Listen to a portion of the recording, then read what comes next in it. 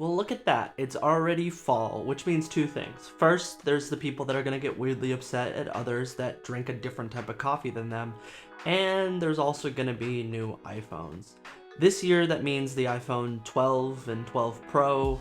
Let's be honest, they're probably faster, they probably have better cameras, and they probably come in different colors. Something incremental improvements until we all die. But there's one thing I'm actually mildly excited about. Lidar. I'm a software engineer that's super into the world of AR and VR, and in fairness, I think most of it's pretty gimmicky. Like, there's only a few exceptions here. Like, if we start with the AR side, there's Snapchat filters and Google translating signs and Pokemon Go, and really the only non-gimmick on the VR side is gaming.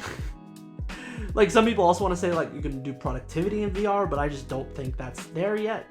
I have a whole video where I try to program in VR, so go fight me in those comments. But I think Lidar on the iPhone has the potential to do a lot of cool things people aren't really talking about. And yeah, I'm aware the iPad Pro got Lidar last year, and all that came of it besides that one cool stuff made here video was the most gimmicky of gimmicky AR apps that you could usually still run on an iOS device without Lidar. Like, how many pieces of furniture do you really have to place in a room? And yeah, it is true, not much has really come from Lidar on the iPad.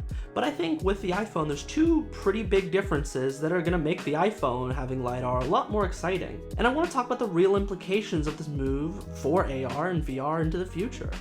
And spoiler, it's not about the experience this creates for people using the iPhone Pro, but how it turns the iPhone into a tool to help build these AR and VR experiences. Now, what is Lidar? Well, it's like radar, but instead of using sound waves, it uses light waves. Basically, it's a component on the device that emits a light signal, and the sensor measures the waveform and time it takes for it to bounce back onto the sensor. This can be used to map the dimensionality of the space it's pointing at. Lidar is actually not a new technology. It's been around for over 50 years, and the Apollo missions actually used it to help map the moon's surface. How neat. But it's become more well known and popularized in the last few years because it's a core component in driverless cars. Well, most driverless cars. Not Tesla, and that's a whole other conversation. And that leaves us here in 2020 and Apple putting Lidar on the iPhone Pro. I actually had to watch the keynote again where they talk about the Lidar sensor because I don't remember what they said the reason they wanted to add it was. Like, I know why I want Lidar, but I couldn't remember what their reason was. Oh yeah, AR experiences. Like placing furniture. They also talked about using it to help with autofocus in low light situations and help improve dark scene portrait mode, which honestly was unexpected and pretty cool. I'm interested to see how this works. But like I said earlier, the iPad already had Lidar, so why is it different this time? Well, first, with this new iPhone, we also get a new iOS, specifically iOS 14. With this also comes ARKit 4, which gives devs more low-level access and tooling to better use the Lidar sensor. A big complaint of devs previously was the data that iOS APIs returned from the Lidar sensor was only high-level, pretty low-detail data. Basically, the data was already packaged up by Apple in a way they wanted devs to consume it, and it lacked the high resolution and object data devs expected. This nerfed devs from the start, and many projects probably just never got off the ground. Now, starting in iOS 13.4, Apple silently upped the resolution of these Lidar scans, but most didn't take notice, and it wasn't really enough to get new unique apps up and running. But in iOS 14, there's now much greater access for devs in ARKit 4, including actual low-level sensor data. Utilization for this new low-level sensor data is probably going to be low at first, because the Apple ecosystem to consume this type of data just doesn't exist yet. And although I don't have first-hand experience, rumor has it that the conversion and adaptation from C and C++ libraries that already have a lot of this tooling is pretty painful. I don't have a lot of evidence here, so please let me know if you have first-hand info on this. I'm really curious to learn more, and I'm sure others in the comments would want to hear as well. Okay, so that actually leads me into the second reason I think the iPhone Pro getting Lidar is way more important than the iPad Pro. And I think it's pretty obvious. It's an iPhone. Now, there's two implications of this. First, although Apple is somewhat coy to say the least about how many units they sell, there's no secret Apple sells a significantly more amount of iPhones than iPads. Yeah, Lidar will only be on the iPhone Pro, but previously it was only on the iPad Pro, which is arguably more obscure compared to other iPads. Real numbers here are kind of fuzzy, but at the end of the day, devs should expect more people to be available to buy the apps they create to use the Lidar sensor, so it motivates more engineers to build apps that use it.